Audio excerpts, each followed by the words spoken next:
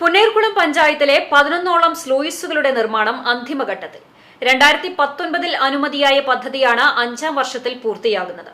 സ്ലൂയിസുകളുടെ നിർമ്മാണം പൂർത്തിയാവുന്നതോടെ കൃഷിയിടങ്ങളിലേക്കും കുടിവെള്ള സ്രോതസ്സുകളിലേക്കും ഉപ്പുവെള്ളം കയറുന്നതിന് അറുതിയാകുമെന്ന ആശ്വാസത്തിലാണ് നാട്ടുകാർ.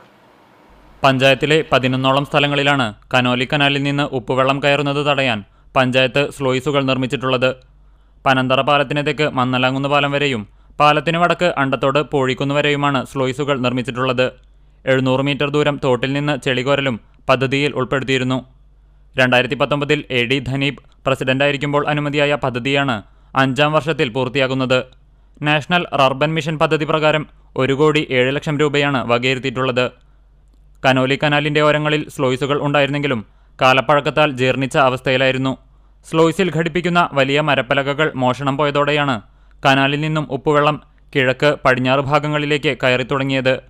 വേലിയേറ്റ സമയത്ത് തോടുകളിലൂടെ വെള്ളം കയറിയപ്പോൾ പാടത്തും ജലസ്രോതസ്സുകളിലും ഉപ്പു കലർന്നു.